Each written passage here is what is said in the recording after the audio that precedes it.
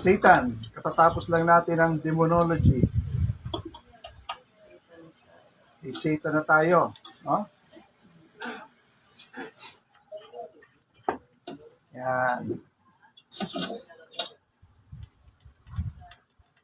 So maraming hindi naniniwala kay Satanas, maging sa napag-aralan natin last time about demons, kasi ang ordinaryong pananaw ay hindi ito nakikita, no?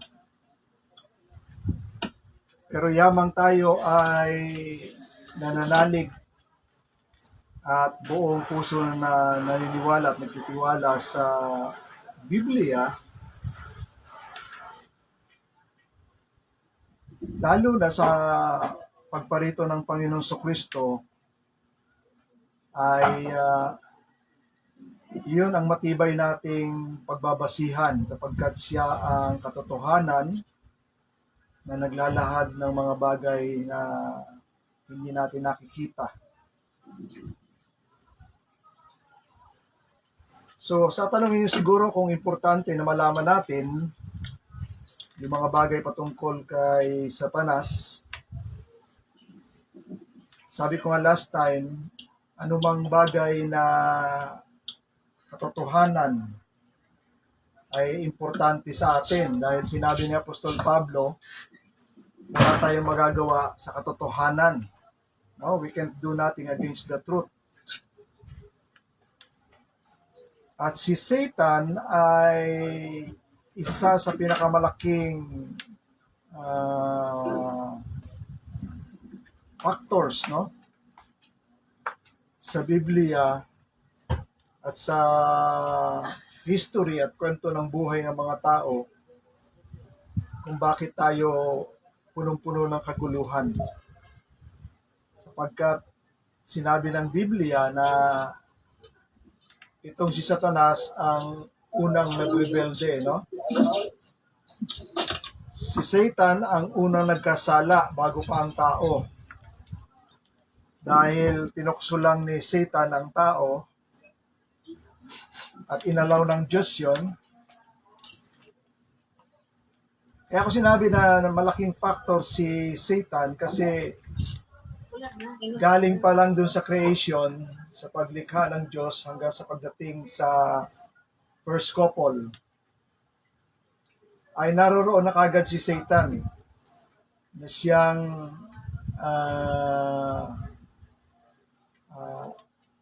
sumusubok dun sa first couple hanggang sa Book of Revelation, no? At makikita natin sa aklat ni Apostle John sa pahayag, doon marami na siyang pangalan. Diablo, at hindi na siya serpent, no? Siya na yung dragon.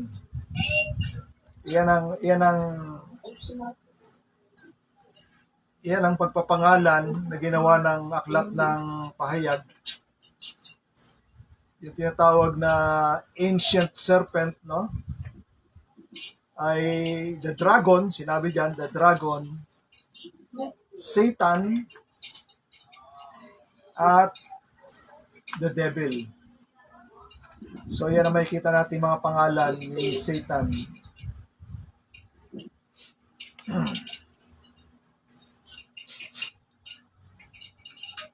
So si Satan din ang unang, kaya nasabi ko last time na inalaw ng Diyos si Satan doon sa Garden of Eden para subukin yung first couple dahil mas mataas yung purpose ng Diyos sa sangnilikha na mag-undergo ang tao sa pagsubok, at hinayaan din ng Diyos na ito ay bumagsak sa kasalanan sa dakilang layunin ng Diyos about salvation, no? Na yung salvation, ang pinaka-peak nito, na naunawaan natin sa buong Biblia, yung coming of the Messiah, which is the Son of God, no? The second person in the Trinity. So kalooban pa rin ng Diyos yan dahil isa yan sa nais ng Diyos na mangyari para lumalim pa yung pagkakilala natin sa Diyos. At yung mga bagay na patungkol, yung mga tinatawag nating characteristics and attributes na hindi madaling makita o maunawaan. Nasabi natin last time, no, kung walang kasalanan, walang papatawarin. Kung walang paghihirap, walang pagtulong. Kung wala nagkasala, yung mercy na katangian din ng Diyos, yung kanyang pag-ibig, yung kanyang kahabagan, yung kanyang pagpapahinuhod, no, yung long suffering o patience ng Diyos sa pagpapasensya. So marami 'yon, no? So kasama yan sa great big plan ng Diyos. At si Satan, kung pag-aralan natin, ay isang malaking instrumento para mangyari. Bagamat doon sa kanilang kaharian, sa spiritual world, no? Which sinatawag na perfect world. Yan yung perfect. Ay wala nang salvation o wala nang babalikan sila Satanas na sila yung nagkasala. At marami na rin tayong di nalalaman patungkol doon sa kaharian ng Diyos, sa perfect world ng Diyos, no? Dahil may questions yung ilang mga tao na bakit tayo lang ang mayroong chance at saka forgiveness and salvation. Whereas yung mga angels kasama na si Satan ay wala ng second chance or forgiveness. Kasi marami tayong hindi nalalaman sa katotohanan sa kanilang kaharian, no? So, isa sa malaking bagay na kailangan malaman natin ang mga bagay patungkol kay Satan kasi siya yung author ng kasalanan. At hanggang ngayon, yan pa rin yung struggle ng mga tao, even tayo, mga Kristiyano, no? Ay kasama pa rin tayo dahil nandito pa rin tayo sa residence natin na simple nature, no? Na nasa ano pa rin tayo, nasa panahon pa rin tayo ng pagsubok hanggat hindi pa tayo kinukuha ng Diyos. So marami pa rin bagay na itinuturo ang Diyos at maraming bagay pa rin na hinuhubog sa buhay natin. Kaya napaka-importante yung pagsunod at pagpapasakop at kaalaman, ng karunungan. So sabi rito sa sinusundan natin sa kay Alban Douglas na Satan, Christian life is a battle against our great foe Satan, which is called the devil. By the virtue of the fall of man, we became the devil's possession, his pawn. Ito yung malaking bagay na hindi natin alam, no? Na kung hindi natin nakikita si Satan at saka maganda yung paligid natin at kaya natin gawin kung anumang bagay na gusto natin gawin, iniisip natin na malaya pa tayo. Pero pag binasa natin, yung lalo na yung mga sulat nila Apostol Paul, at narinig natin yung sinabi ng Panginoon sa Romans chapter 8, na sino man nagkasala ay alipin ng kasalanan, yung natin naunawaan na wala na pala tayo sa kapangyarihan ng Diyos. Wala na tayo sa pag-ibig niya. Tayo ay nasa kaharian na ng dyablo at meron siyang kaparaanan na kaya tayong i-manipulate nang hindi natin nalalaman. Alam nyo ba yon? Kaya walang makapagmamalaki na kaya nating magwagi laban sa dyablo nang wala si Kristo. No? Yung last time na pinag-aralan natin about demons, yung sinabi ng Panginoon na maliban na yung isang malakas na nakatira doon sa bahay ay mayroong mas malakas na magtatali doon sa may bahay na malakas. Hindi niya may spoil o makukuha yung mga bagay sa bahay na yon, maliban na may tali niya yung naninirahan na malakas doon. Ay yung dalawang malakas na sinasabi na nakatira at saka yung mas malakas na magtatali, ay yun yung dyablo at yung Panginoon lang yon, no?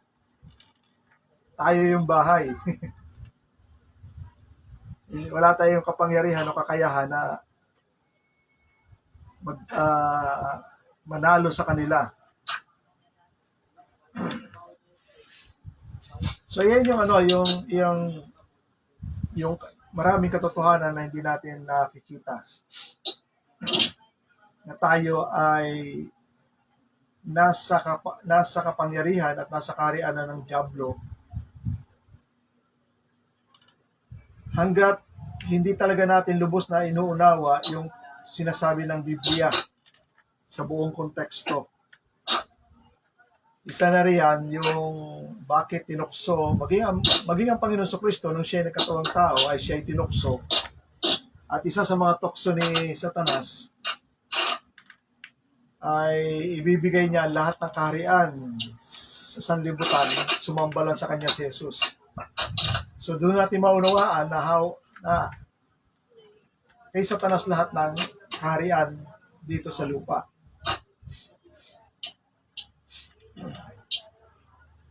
Hindi pa siya nasasakop ng Panginoon. Hindi pa napagwawagian ng Panginoon.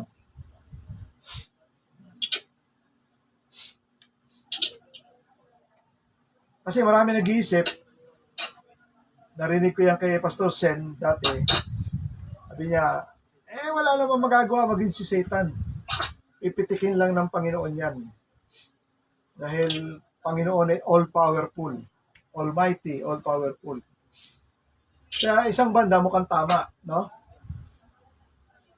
Pero di natin naunawaan na sa kaharian ng langit, kasama na yung lupa, mayroong legal battle dyan na mayroong pinanghahawakan ng dyablo. Hindi pa siya kagad masipa. Iyan ang battle na pinasok ng Panginoon at yan ang battle na sinira ng Panginoon sa kapangyarihan ni Satanas nung siya ay namatay sa krus ng Kalbaryo. Yan ang hindi natin lubos na naintindihan, no? Kung gaano ka-powerful yung kamatayan ng Panginoon sa kaharian ng kadiliman. Diba? Sinasabi na ng mga apostol, pumarito ang Panginoon upang sirain ang lahat ng gawa ng kaaway. Eh, hindi naman natin nakita nakipag-ispadahan siya eh. Si Jesus Christ, hindi naman natin nakita na tinawag niya yung angel para i-battle yung si Satanas at saka yung mga kampo niya.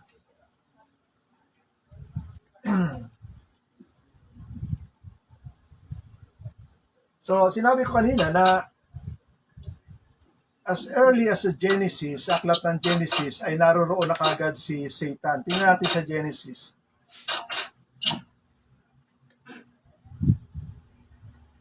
Chapter 3. Yung sa temptation.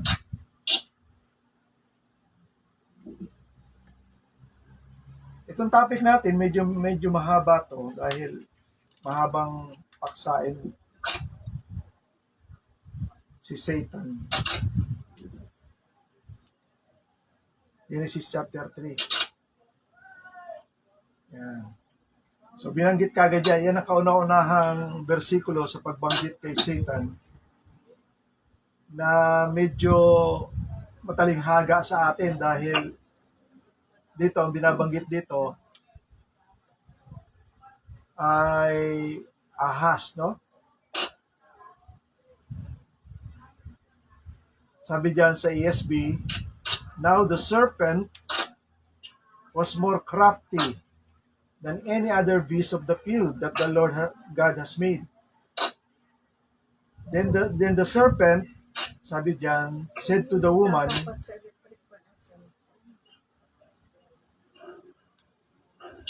may cellphone na tinatamaan ng electric fan, kaya maingay dito. Sumisirit.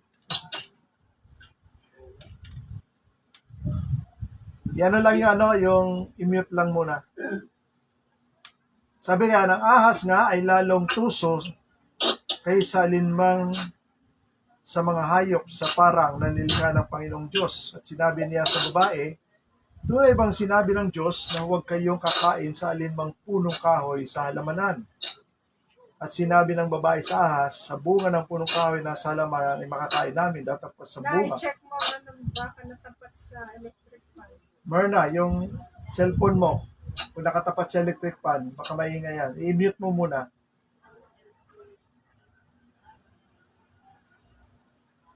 Na-mute ka na? Nawala na rin. Sige nga. Meron pa. Meron pa. Kay Brother Lando. I-mute mo lang, Brother Lando, yung ano mo. Electric fan. Hindi, yung cellphone mo. Yung cellphone mo. Tumatama ang Yung cellphone mo muna, i-mute mo lang muna.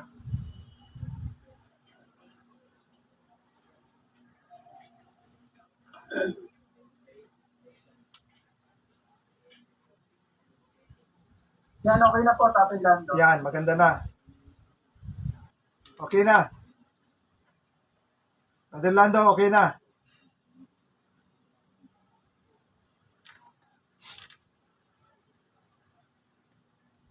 So dito, sabi rito, ang ahas ay lalong tuso kaysa alinmang mga hayop sa parang nanlikha ng Diyos. At sinabi niya sa babae, tunay bang sinasabi ng Diyos, huwag kayong kakain ng alinmang puno sa halamanan? At sinabi ng babae sa ahas, sa bunga ng mga punong kahoy sa halamanan ay makakain namin. Datapwat sa bunga ng punong kahoy na nasa gitna ng halamanan ay sinabi ng Diyos, huwag kayong kakain niyaon, di huwag ninyong hipuin, baka kayo'y mamatay.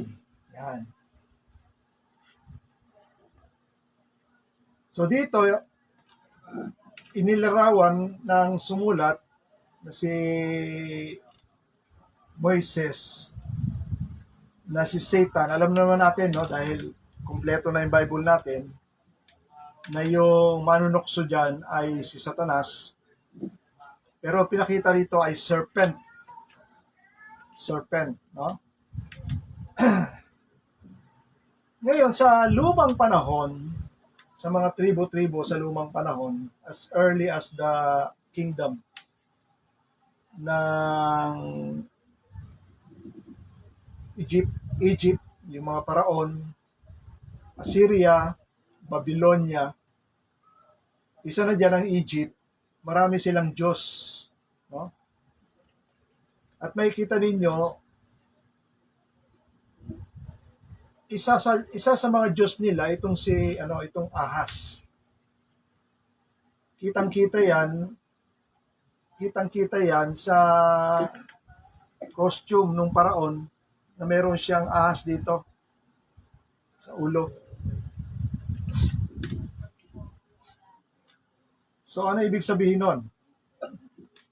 Pag yung ahas inilagay niya sa kanyang costume at merong cobra dito, sa inyo, anong pahiwatig nun? Simbolo. Anong simbolo nun? Under siya ng ahas. Ano pa? Sinasamba niya. Sinasamba yung ahas. Ano pa? Since yun ay nasa ulo, ibig sabihin yung karunungan niya galing sa ahas. Kita niya? Isa yun. Yung wisdom o karunungan galing sa ahas. Hindi ko lang maipakita sa inyo. Nakita ko ito sa isang vlogger na pastor na nag-explain sa ganyan. Meron silang mga carving na bato at saka mga kahoy.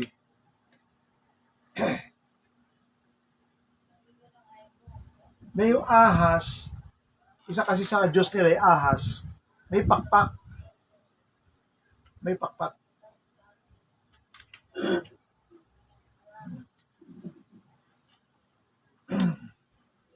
So ano ibig sabihin nun? Kasi si Satan sa Ezekiel chapter 28, punta natin sa Ezekiel 28.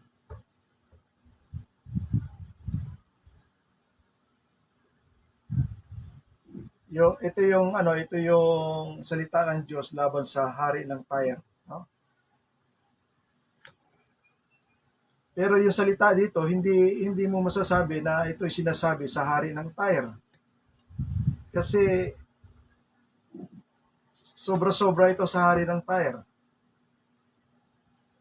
Ang nakalagay diyan, Son of man, raise lamentation over the king of Tyre and say to him, sabihin mo sa kanya, thus says the Lord, sinabi ng Panginoon, you are the signet of perfection. So, kita nyo ha? Full of wisdom and perfect in beauty. Sa verse 30 nakalagay, you were in Eden. Hindi pwedeng mapunta sa Eden. Ano ba yung Eden? Di ba ito yung paradise? Yung garden ng Panginoon? Lugar ni Eva at Adan. Hindi naman pwedeng masabi, nandun kagad yung hari ng Tyre. Wala pang Tyre.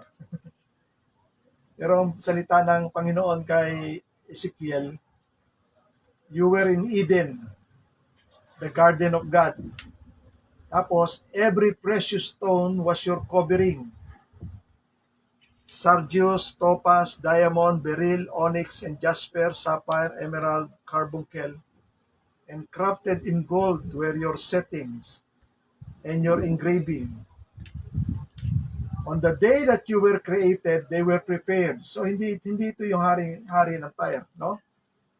Yung mga mamahaling bato na yan ay isinet up na kay Satan o dun sa serpent sa araw na siya ay nilikha ng Diyos.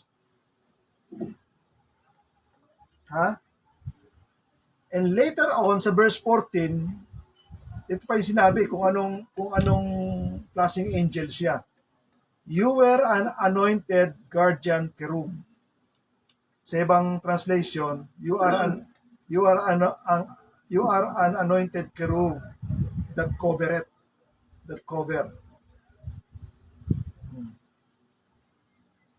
Ito yung kanyang kasalanan sa verse 15. You were blameless in your ways from the day you were created. Wala kang kapintasan noong araw na ikaw ay nilikha. Hanggang sa kalikuan ay masumpungan sa iyo. Ito na yung panahon na siya ay nagrebelde, no? Until unrighteousness was found in you. So ito na yung panahon na pinakitaan na siya ng Diyos ng pagre-rebelde. Sa verse 17 pa, your heart was proud because of your beauty. Sobrang ganda niya. You corrupted your wisdom for the sake of your splendor. Yan. Dahil sa kanyang kaningningan at kagandahan, nasilaw na siya at nagkaroon na siya ng pride. No? At makikita natin yung kanyang kalooban sa Isaiah 14, kung ano yung gusto niyang mangyari. Isaiah 14.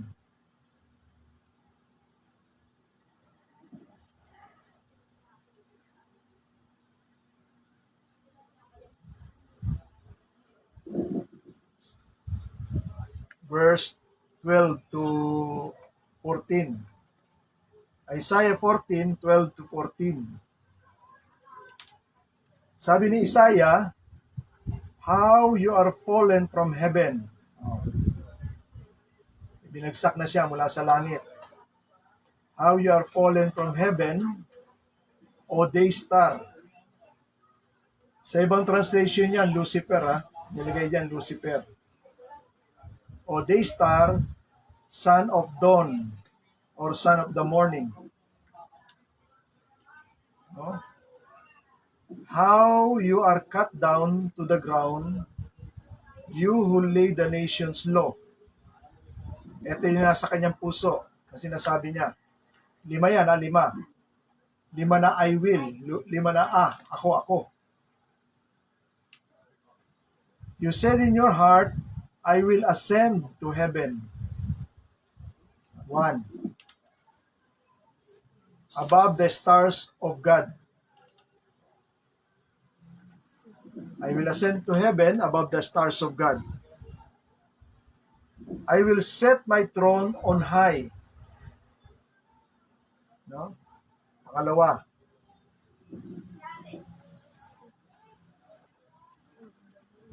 Sa ibang translation yan,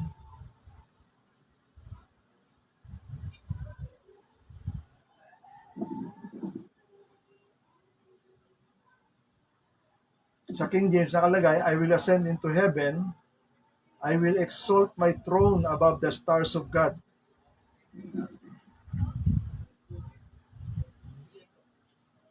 I will sit also upon the mount of the congregation, on the side of the north. I will ascend above the heights of the cloud, and I will be the Most High, and I will be like the Most High. So 5 I will, no? I will ascend into heaven, I will exalt my throne above the stars of God, I will sit also on the mount of the congregation, I will ascend above the heights of the cloud, and I will be like the Most High.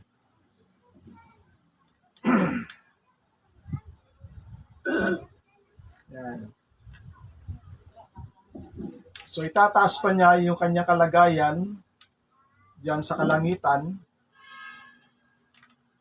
Isa yan. Pangalawa, itataas niya ang kanyang trono. So mapapansin nyo ha, may trono siyang sinasabi.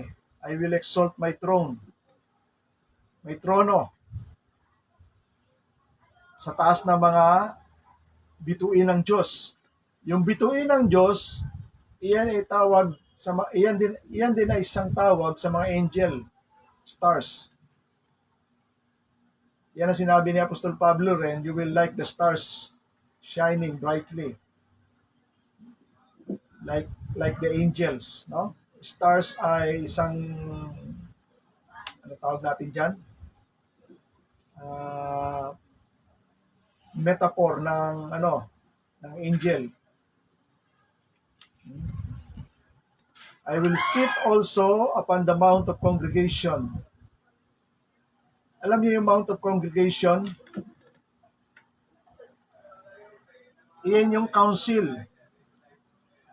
May council ang Diyos. Siya ang nakaupo doon. Pag tinatawag niya yung mga host of heaven, siya yung nakaupo sa council. Isa na riyan, isa sa mga council na makikita ninyo, yung pagpupulong nila, yung council, ang Diyos ang nakaupo roon. Mababasa natin yan sa Psalm chapter 82.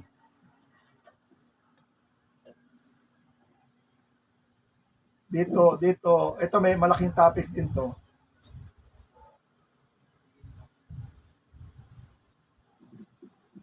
Yan, Psalm 82 verse 1. Sabi ng Psalm 82 verse 1, God standeth in the congregation of the mighty.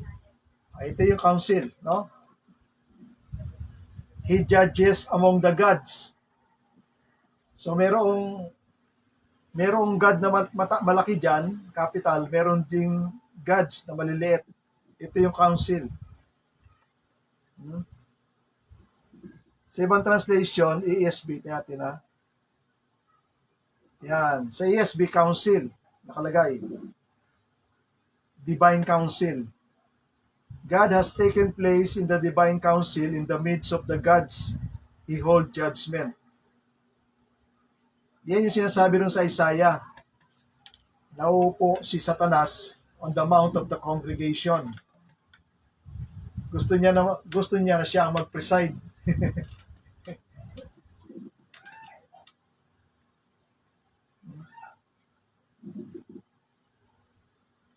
So may divine council ha.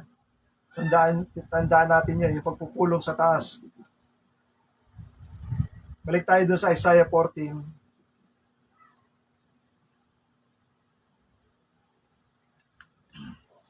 Isa na yan sa pangyayari sa divine council. Alam niyo kung saan?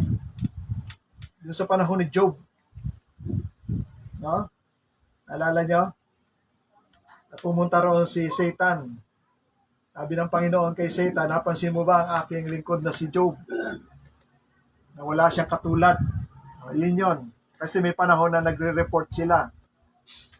Isa rin sa mga divine council na nangyari ay yun sa panahon na nagsinintensyahan na ng Diyos si Akag, si Haring Ahab,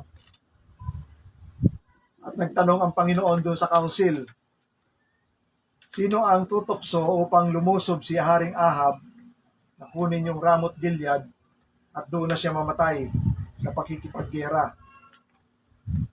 So yun yung divine council, no? Yan ang gusto ni Satan na siya mag-preside dyan. Kaya sabi niya, I will sit on the mount of the assembly in the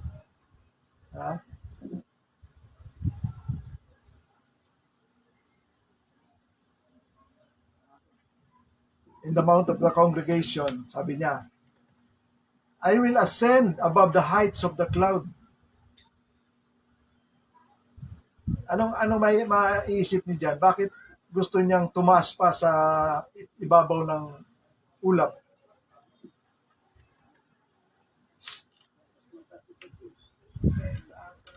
Kasi yung ulap, makikita nyo sa Daniel chapter 7, bumababa ang Panginoon nakasakay sa ulap. He is with the clouds, sabi diyan sa Bible, he is with the clouds. Even doon sa Revelation chapter 19 ata, kasama siya ng ulap. Kung mas mataas siya sa ulap, mas mataas siya kay Lord Jesus Christ. Nakita mo? So yan ang naging proudness, no? Yung kahambugan ni Satan sa kanyang sarili. Pero yung sinasabi ko sa inyo kanina,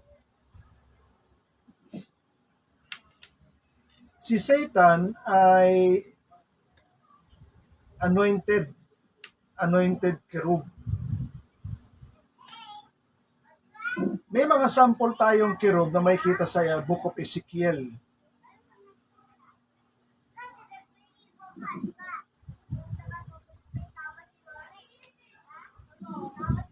Makikita niyo yan sa Book of Ezekiel sa chapter kung anong klase yung kerub, no? Mga kerubin.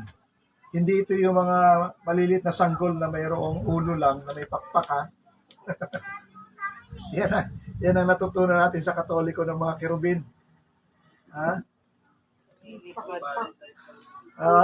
Minsan mga sanggol na may katawan, na may malilit na pakpak, na may dalang may dalang pana. Isa na dyan si Cupido, no? Yan ang pinamukha sa atin at ipinaalam ng mga kerubin. Pero sa Bible, ibang nilikha ang kerubin. Ezekiel chapter 1 verse 6 hanggang 13, no? Nakalagay diyan, merong kerubin diyan na may 4 na muka. And everyone had, yung kerubin na yan ay merong 4 na muka. Everyone had 4 faces and everyone had 4 wings. So yung kerubin ay merong 4 na muka at merong 4 na pakpak. Sa verse 7 na nakalagay diyan, ang kanyang mga paa ay straight na parang paa ng baka, no? Nakalagay diyan, straight lang na parang paa ng baka, at ang kulay ay parang kulay na burnished brass, mapula, na makinang na brass o tanso. Sa ilalim ng mga pakpak nila, merong kamay sila, nakalagay dyan. And they have hands under their wings, on their 4 side. So, 4 na, yung katawan niya ay 4 na 4 na side. Sa ilalim ng pakpak niya ay merong kamay. At ang kamukha ng kanilang mga muka, may isang muka na tao, sa isang kerubin to, may 4 na muka, isang muka dyan, muka ng tao, isang muka dyan, isang muka ng leon, isang muka ay isang muka ng baka, at ang isang muka ay isang muka ng agila. So may nagsabi na yung face of a man, ito yung group of humanity, no? Yung lion, ito daw yung group ng mga wild beast. Yung ox daw ay para daw sa group ng mga domestic animal. At yung eagle, ito raw ay para sa group ng mga birds. Ilang paliwanag nila, no? At maraming mata. Pati mga pakpak nila, punong-puno ng mata. At ang kanilang hitsura ay parang nagbabagang apoy ng burning coal of fire. Parang nagbabaga ng uling ng apoy.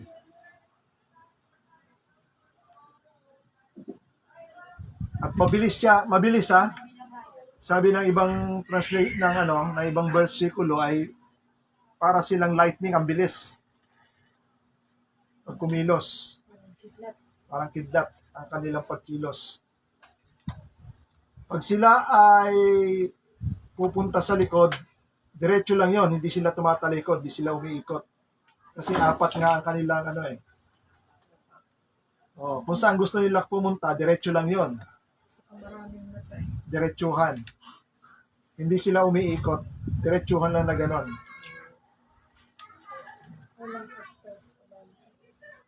So isang klase to ng kerub na makikita natin. At yung kerub na ito ay makikita ninyo sa trono ng Diyos, sila'y nasa ibaba. apat na creature na nasa ibaba. Parang pinagtutungtungan sila ng trono ng Diyos.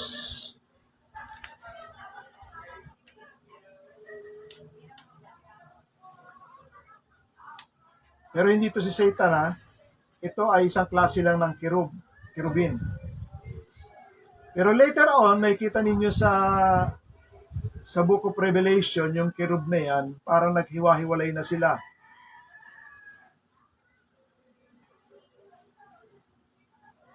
Oh, may isa ng yung isang kerubin ay layo na yung kanyang muka, hindi na sila apat. Nakalagay yan sa Revelation chapter 4. Makikita rin yan sa trono ng Diyos. Revelation chapter 4 verse 7, nakalagay dyan, the first living creature like a lion, the second living creature like an ox, the third living creature with the face of man, and the fourth living creature like an eagle in flight. And the four living creatures, pero ito, iba to, ha. 6 wings naman na nakalagay dyan, sa Revelation. Each of them has 6 wings. Full of eyes din sila all around. Anong pangalan niya? Ha? Anong pangalan niya? Yung apat kerub, di ba? Oo. Pero ito walang binanggit, no? Anong pangalan? Oo. Pero yung mga muka, nakita natin galing doon sa kerubin. Sila yung may mga muka ng ganyan, no? Pero magkakahiwalay lang to. Yung kerubin ay 4 ang pakpak, ito 6 ang pakpak na magkakahiwalay sila. Na nariyan din sa trono ng Diyos. At araw-araw ay nagsasabi sila ng Holy, Holy is the Lord God Almighty. So, ibang kerub yan, ha?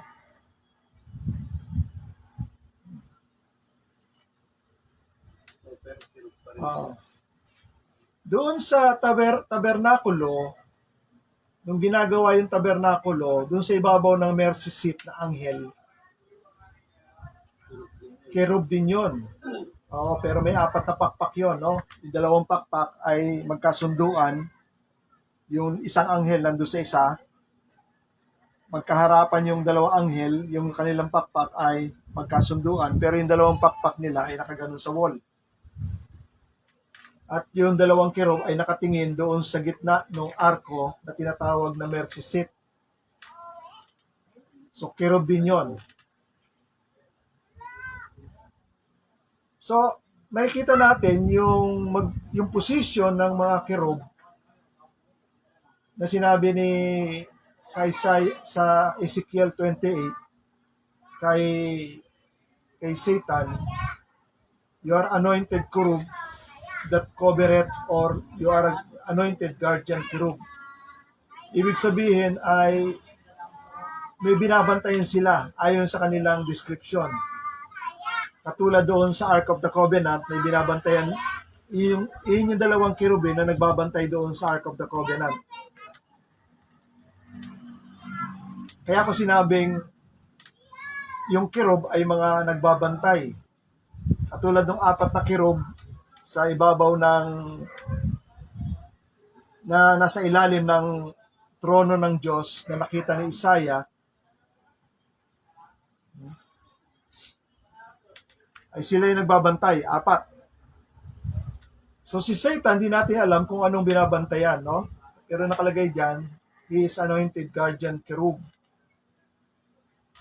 Pero, ha? Music si Satan. Oo, pero dahil lang sa kanyang construction na meron siyang tabret, yung sinasabing music instrument sa kanyang katawan.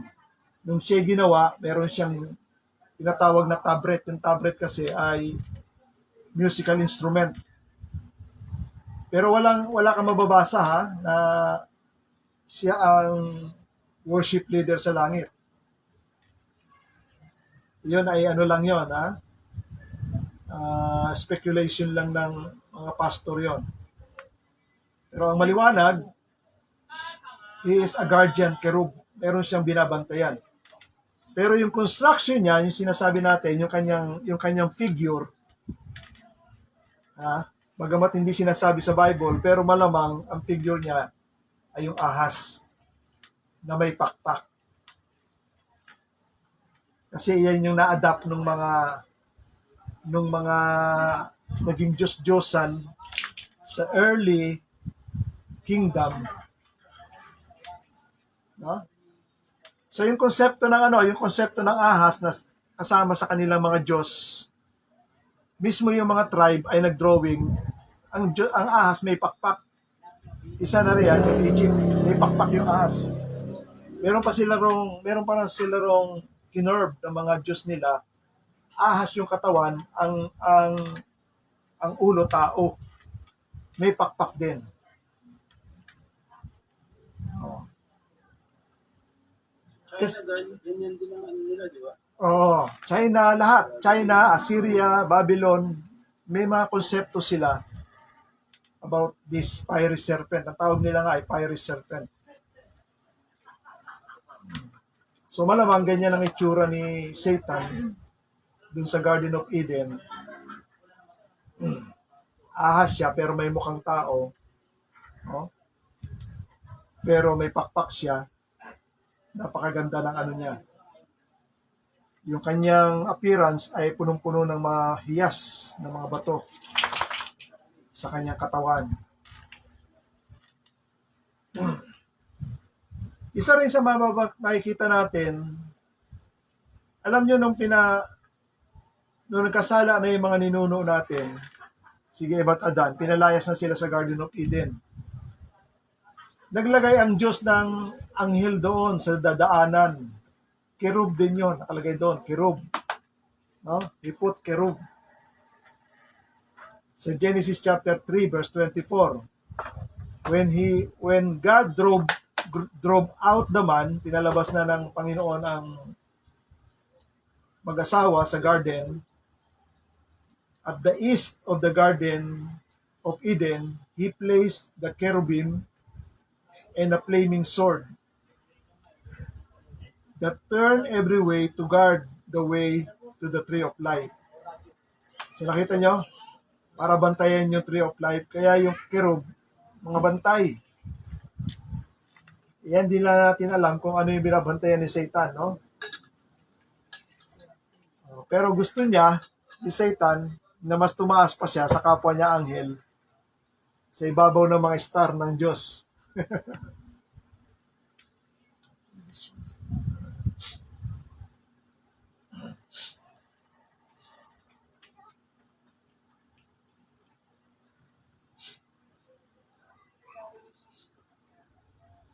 So yan ang physical, no? Kaya marami tayong iniisip na sabi nila, anong tawag dito? Inalihan lang niya yung ahas doon sa Garden of Eden. Sinapian. Pero kung makikita natin sa mga ginawang Diyos-Diyosa ng mga early empire, ng mga pagan, meron na silang kinoconsider doon na may mga wing na creature na ahas. At merong ahas doon na may ulo ng tao, na may pakpak. So yan yung kanilang mga description sa kanilang mga Diyos.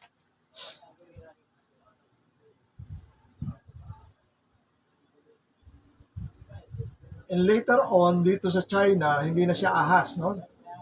Dragon na yung kanilang, isa sa kanilang mga kinikilalang mighty creatures ay yung dragon.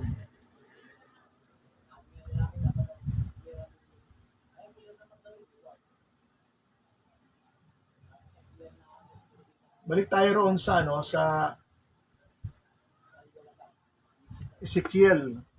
Doon na tayo matatapos. Ezekiel 27 at 28.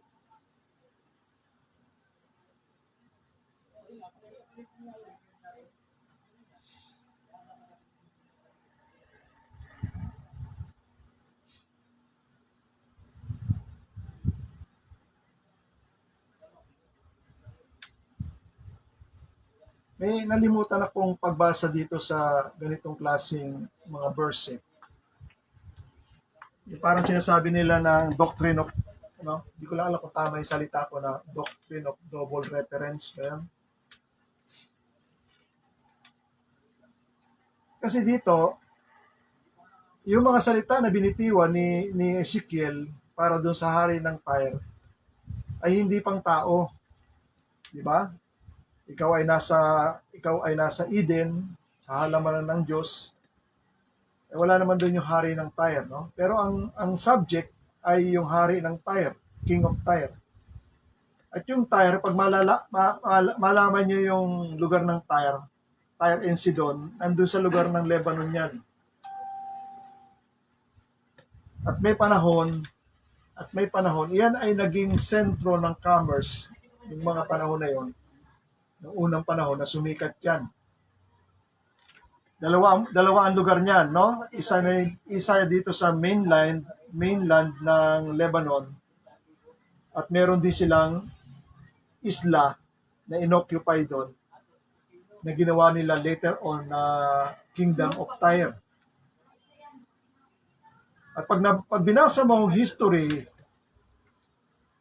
naging napakayaman na bansa yan o napakayaman na mga kingdom yan nung panahon ng kasikatan yan.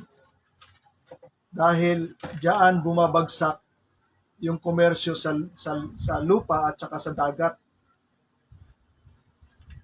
Lahat ng mamahalin ang may mababasa kayo niyan eh. No?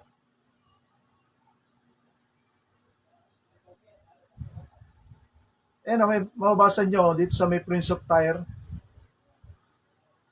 Sabi riyan sa verse 4, sa Prince of Tyre to, sinasabi ng Panginoon. Isang lugar lang yan, pinamumunuan nila.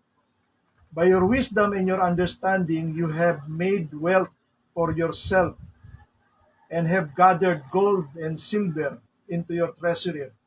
Kita niyo? Dumami ang kanilang ginto at saka mga silver. By your great wisdom in your trade, you have increased your wealth. And your heart has become proud because of your wealth. Kasi bumabaha talaga ng ng mga ang lakas ng trading nila doon sa panahon na yon. Talagang naging sentro ng komersyo noong panahon na yon. At lahat ng karangyaan, lahat ng mga mararangyang mga gamit, ginto, mga ivory, mga mamahaling stone, mga lino, tsaka mga purple na mga damit, diyan lahat ibinibenta. Nagkakaroon ng bilihan. Kaya yumaman yung lugar ng Tyre na yan. Pero, yun nga, sinasabi ng Bible na yung pagyabang ng mga hari dyan at saka nung prinsipe, pinagpalagay na nila na sila Diyos. Dito sa King of Tyre, yung doctrine ng double reference, kasi hindi naman pwede sabihan ni Ezekiel, inutusan siya ng Panginoon, Son of man, sabi riyan sa verse 12, raise your lamentation over King of Tyre and say to him, sabihin mo sa kanya, hindi naman pwedeng sabihin niya kay Satan yan. Hindi niya nakikita si Satan, di ba? So definitely, ang sasabihan niya, yung hari ng Tyre. Pero nung nagbuka na siya ng salita sa Tyre, sa hari ng Tyre, iba na yung binabanggit niya. No? Oo. Kaya isipin mo, paano ba ito? Ano tingin nyo? Ano sa tingin nyo? Kaya yung iba, pagbasa nila dyan, ay ano lang yan, parang may sinasabi sila na parang kinukonsider nila na parang poem or talinghaga o allegory, mga ganyang klase. yung pagbasa dito. Anong tingin ninyo? Yan ba ay isinasabi talaga, literal, dun sa hari ng Tyre? Although binabang yung hari ng time, pero pinagtututunan niya, Satan. Kaya nga, anong reference nyo?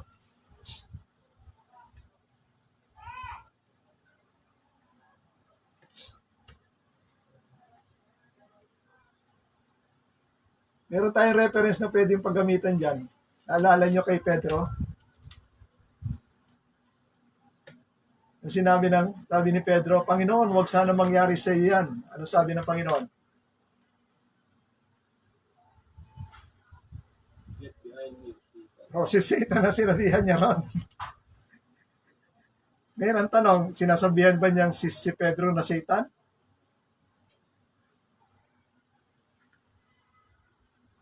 Of course, hindi. Di ba?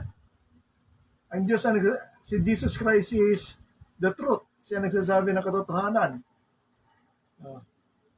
Yan ang mahirap na intindihin natin sa mundo ng spiritual. Sinasabi ko, si Jesus Christ, since siya ay Son of God, alam niya yan. Pero tayo hindi natin kaya basahin yon. So, the same process din dito. Ang sinasabihan dito, yung King of Tyre, pero yung mga salita na binabanggit niya, ay pinapatungkulan niya kay Satan.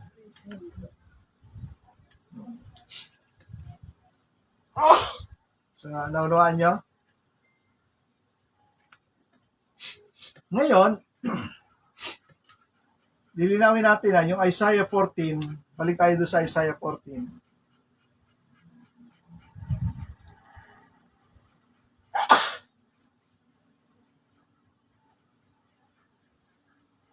Verse 12. Dito lumitaw yung salitang Lucifer. How are you fallen from heaven, O Daystar, sa ibang translation, O Lucifer, son of dawn, or son of morning.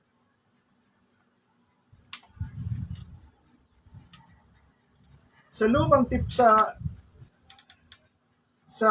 kasulatan ni Moises, wala kayong mababasang Lucifer doon. No?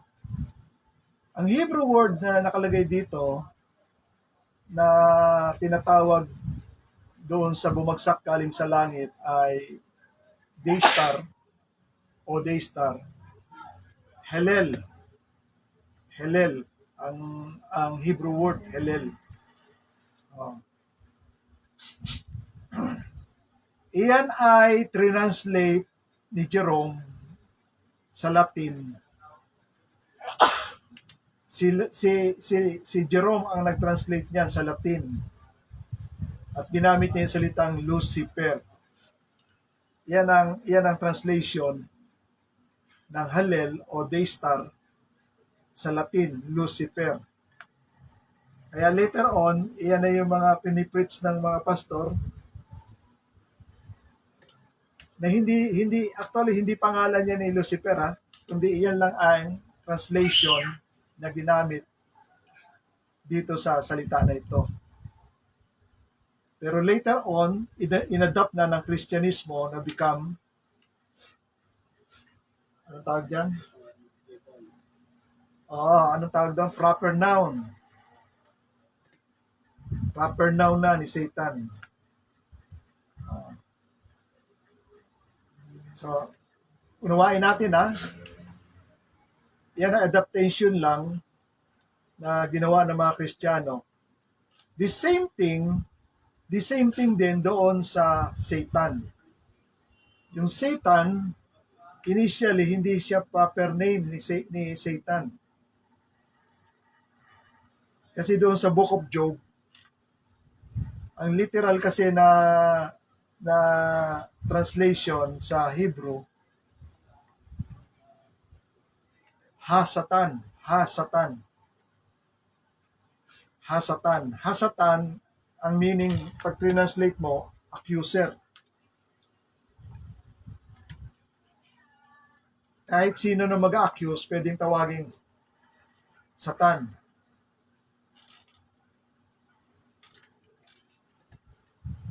So, unawain natin yun, ha?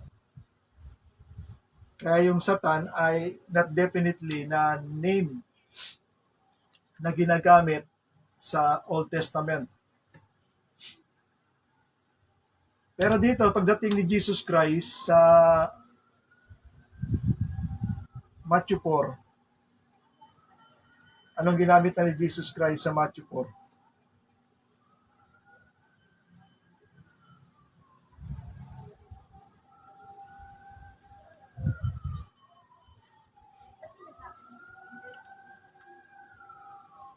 Sa verse 10, binanggit na mismo ni Jesus Christ.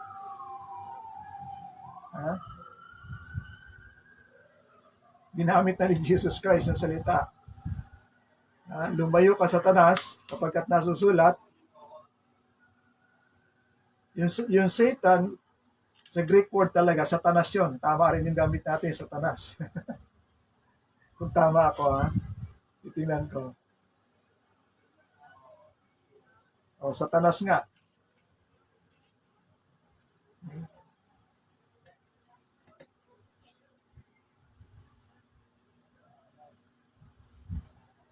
So ginamit na rin ni Jesus Christ as a proper name, no?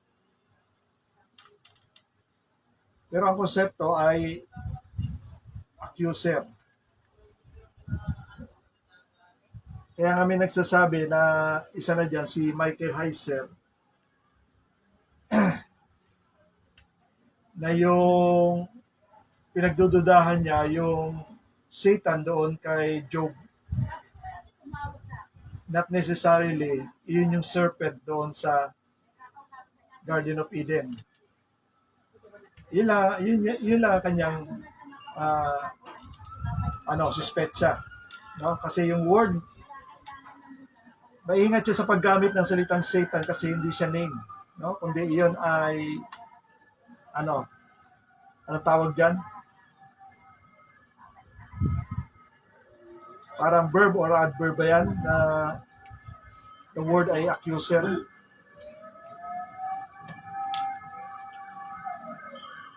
Pero later on, ito nga, naging concrete na nang ginamit na ni Jesus Christ yung salitang yon dito sa temptation sa Matthew 4 at doon sa Revelation. Makikita natin dyan sa yung sinasabi natin, yung 4 na pangalan na ron, di ba? The ancient serpent, sana yan sa Revelation? Revelation 20 ba yan? Revelation 20, chapter 20, verse 2.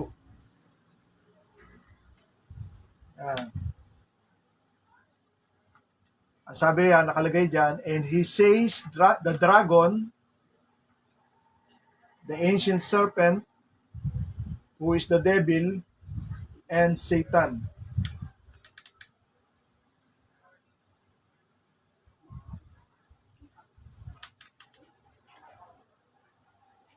Bakit may nagsususpetya na hindi niya pangalan lahat yan?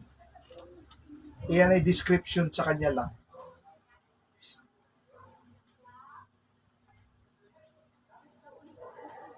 Hindi binanggit ng Bible kung ano talagang tunay na pangalan ni Satan eh. Bakit nagsususpetya sila na hindi yan ang pangalan niya, kundi yan ay description niya lang.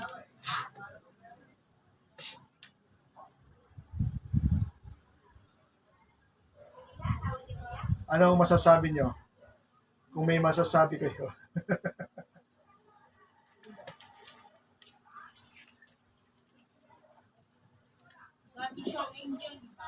Kaya nga.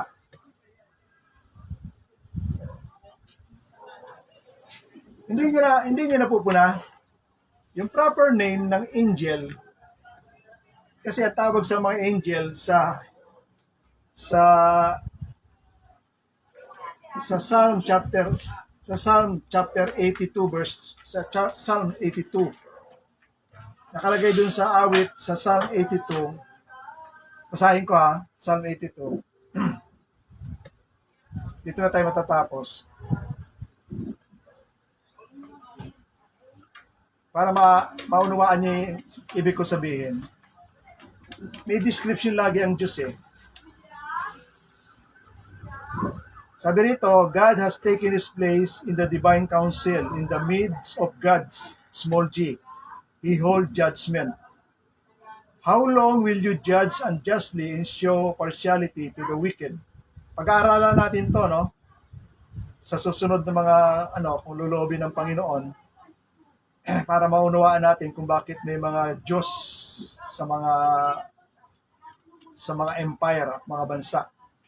Give justice to the weak and the fatherless. Rescue the weak and the needy. Sa verse 5, they have neither knowledge nor understanding. They walk about in darkness. All the foundations of the earth are shaken. Sa verse 6, sabi riyan, I said, ang Diyos na nagsasabi nito, I said, you are gods, sons of the Most High, all of you. So yun sa Divine Council na mga kasama ng Diyos Ama, na angels, tinawag ng Diyos Ama yan na kayo'y mga Diyos, anak kayo ng kataas-taasan. Iyan yung ginamit ni Jesus Christ nung sinabi ng mga Pariseo at mga priest, no? Na ginagawa mong ikaw ay kaparehas ng Diyos. Sabi ni Jesus Christ, di nyo ba nababasa sa kasulatan na sinabi ng Diyos na kayo'y mga Diyos? Ha? Scriptures cannot be broken.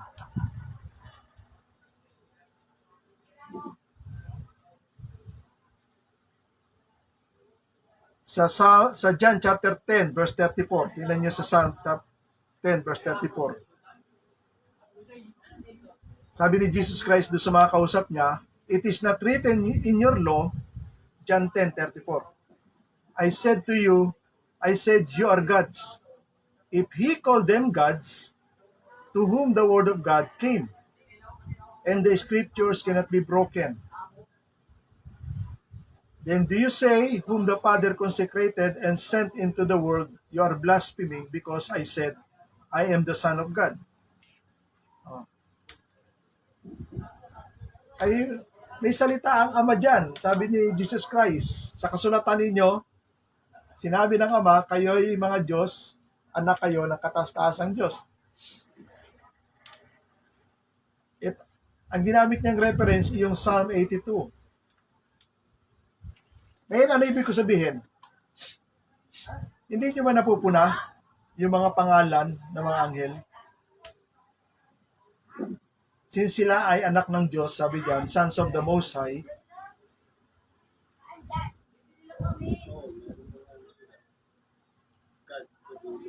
yun. Michael. Ibig sabihin ng Michael, who is like God. Who is like unto God, sabi diyan. Gabriel. Kita niyo, may L. Iyan ang katangian ng pangalan, pero kay Satan walang binanggit. No? Tahimik yung Bible about kasi hindi na siya anak ng Diyos eh. Nung siya nagrebelde, binawi na rin siguro ng Diyos Ama yung pangalan.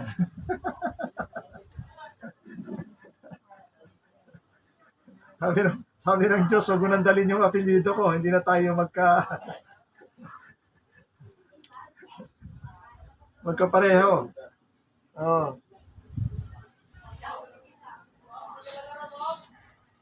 Okay, hanggang dyan lang muna. Meron kayong tanong o dagdag?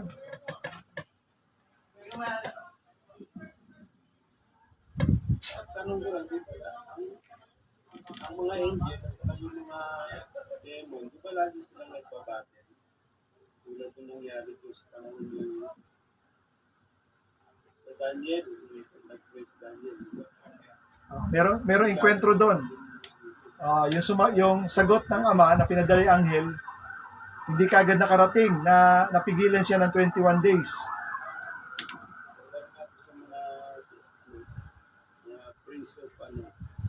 Prince of Persia. Oh.